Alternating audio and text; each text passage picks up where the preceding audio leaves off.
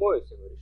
Sejam todos, mais uma vez, muito bem-vindos à nossa videoaula de inspeção de equipamentos, certo? De maneira que nessa nossa segunda videoaula estamos tratando sobre um assunto que é tratamento de água e inibidores de corrosão, certo? No início, na primeira videoaula, pudemos observar aqui os fatores que influenciam na contaminação da água.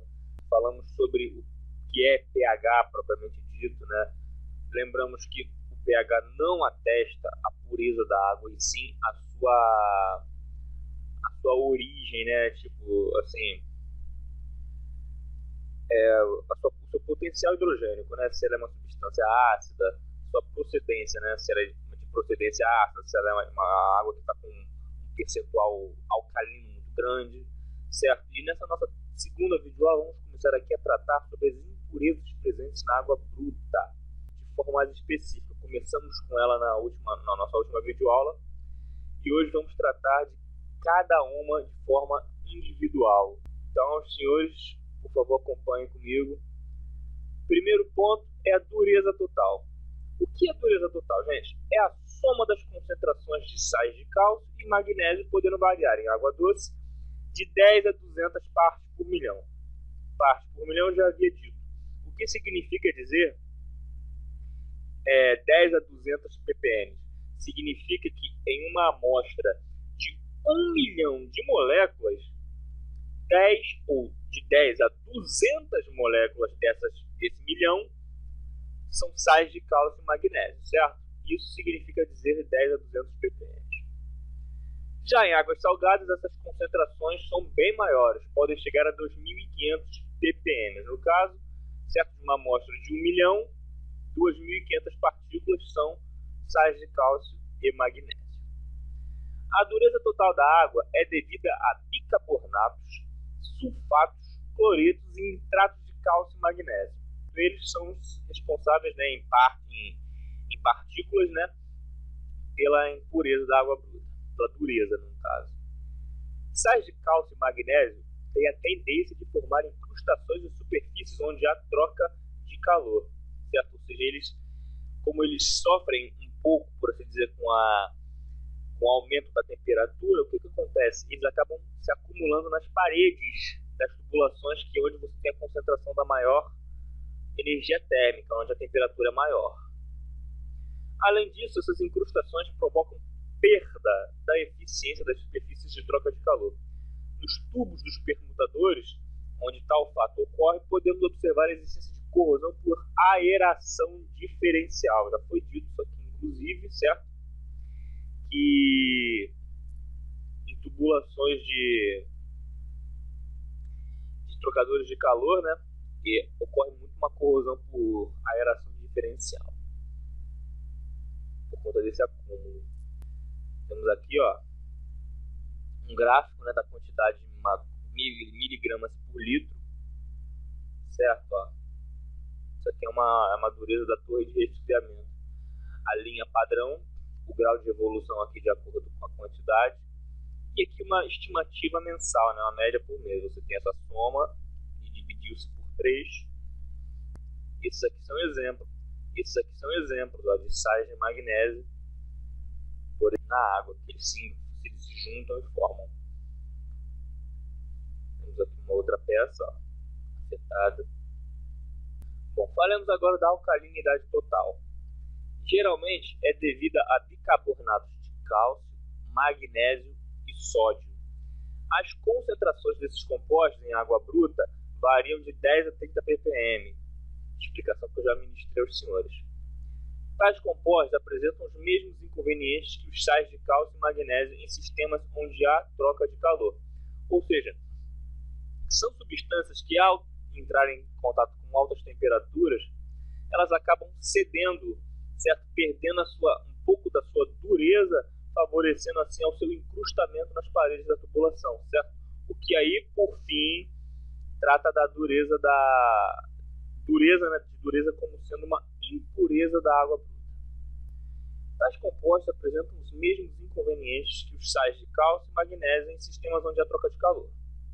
A alcalinidade pode ser reduzida ou convenientemente controlada pelos processos de desalcalinização ou totalmente removida por desmineralização. Ou seja, o processo de desalcalinização significa que você vai favorecer, que você vai procurar aumentar o teor ácido da sua solução de maneira que vá equilibrar as origens, né, as essências, fazendo com que você admita uma forma neutra, o mais próximo do neutro possível.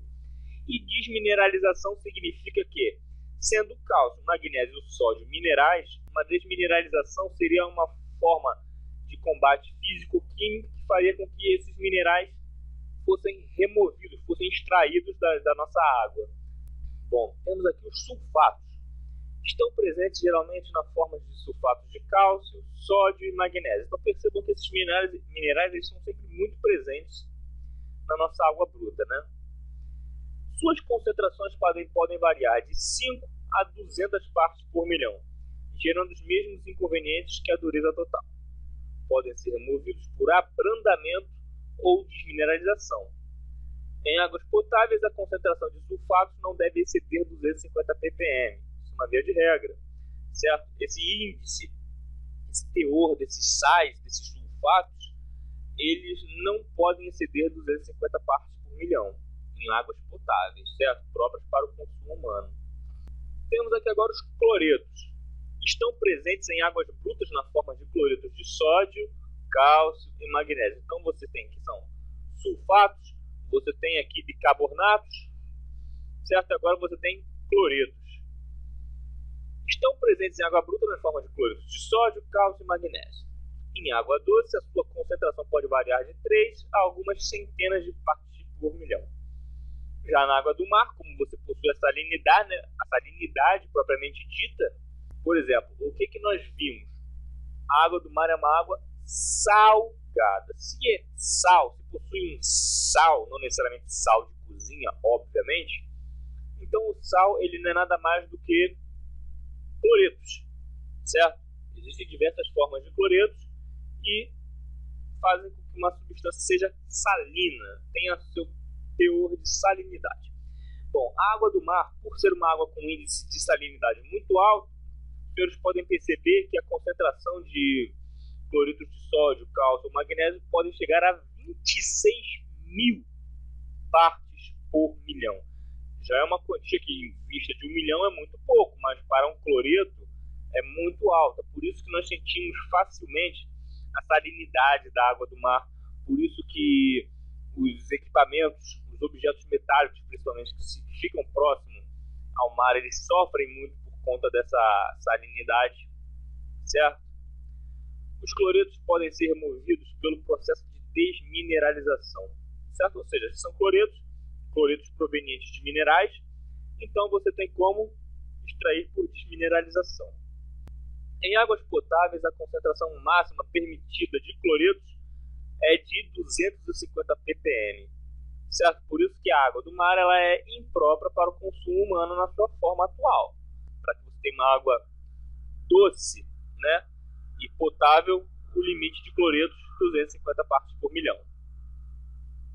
Temos aqui o que a salinidade faz, o que a atuação dos cloretos causam, oxidações, certo? São fortes agentes corrosivos.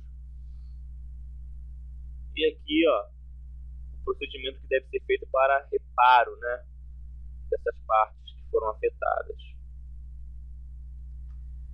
Bom, falamos agora do gás carbônico. É encontrado dissolvido em águas brutas em concentrações variando entre 2 e 15 partes por milhão. Então, uma quantidade bem pequena, certo? Mas lembrando que estamos falando de gás carbônico, né, do CO2, do dióxido de carbono. É um elemento, é uma composição química muito nociva ao ser humano. Este gás dissolvido em água é altamente corrosivo ao ferro e às ligas de cobre, certo? Por conta do quê? Da quantidade de átomos de carbono presentes nessa solução. O CO2, né, no caso dióxido de carbono, pode ser removido das águas brutas ou tratado por desgaseificadores ou desmineralizadores. Ou seja, desgaseificadores significa o quê? Se é um gás, você vai fazer uma desgaseificação, né? Você vai extrair essas partículas gasosas que ficam presentes, né, na sua água. E desmineralizadores, conta do percentual de carbono que os próprios minerais carregam consigo, certo? Então, você extraindo esse carbono, você também está influenciando positivamente na remoção desse CO2, desse dióxido de carbono. Para fins potáveis, este gás não apresenta inconvenientes nas concentrações em que é normalmente aplicado ou encontrado, ou seja, 2 a 15 ppm, certo? É uma faixa tolerada, não é normal você encontrar um percentual maior que esse, né? Um índice maior do que 15 partes por milhão no máximo, e essa quantidade é possível própria para o consumo humano. Temos aqui agora o oxigênio dissolvido. Está presente na forma de gás oxigênio, né? No caso aqui o O2, 2 átomos de oxigênio, apresentando concentração máxima de 10 partes por milhão, sendo altamente corrosivo ao ferro por conta do desprendimento químico que ele causa na superfície. Pode ser removido das águas por intermédio da desareação. Perceba que o O2, como ele configura, é evidente que no ar há a presença de todos os gases, mas em predominância do nitrogênio e do oxigênio, que é o O2, do gás oxigênio, certo? Porque o oxigênio em si ele é uma molécula, mas o O2 ele já é um gás oxigênio, certo? Então, por essa razão, é feita uma desaeração, ou seja, você vai tirar esse ar presente na sua água, certo? E nas águas potáveis, assim como o gás carbônico, sua presença é tão pequena que não apresenta nenhum inconveniente para o consumo humano. Temos aqui agora as matérias em suspensão e matéria coloidal. São constituídas geralmente de argila, areia, lama, óleos, matéria orgânica, sílica coloidal, bactérias, entre outros.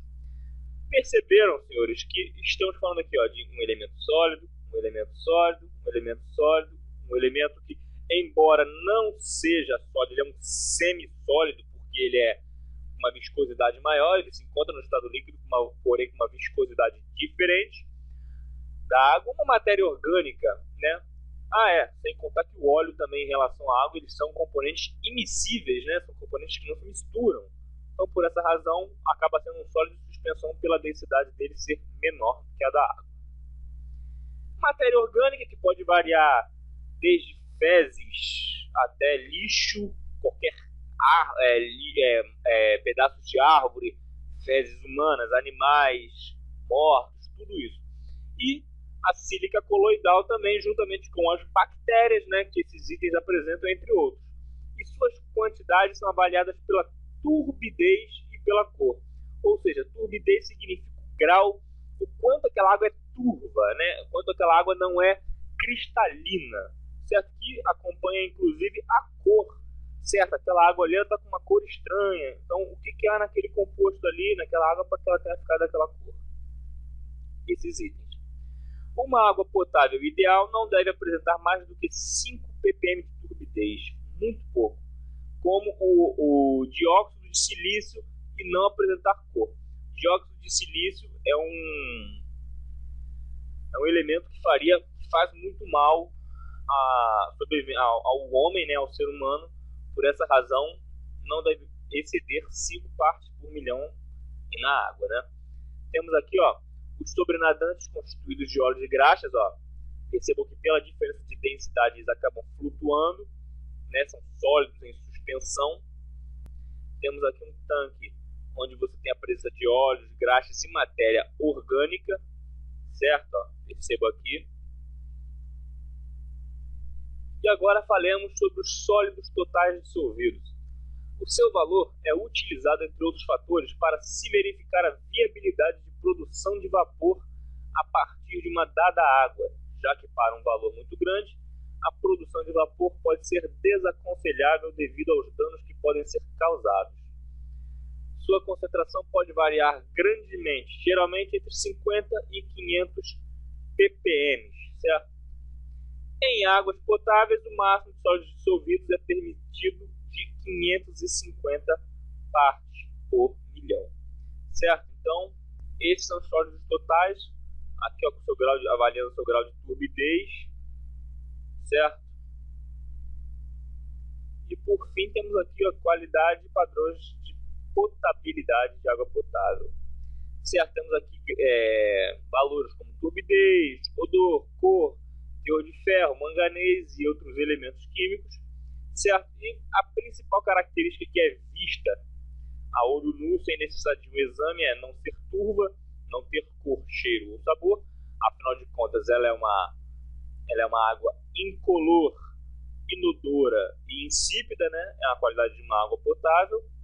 Ser fresca, possuir sais em solução e ser estéril, ou seja, ser livre de bactérias. Bom, senhores, e com isso terminamos aqui a nossa segunda videoaula, certo? Espero que os conceitos tenham fixados bem na mente dos senhores, de maneira que, se não, caso não tenha sido, por favor, recorram, vejam novamente a sua gravação, pois é um assunto importante até mesmo para a nossa qualidade de vida. Mas fiquem todos com Deus, até a próxima. Tchau, tchau.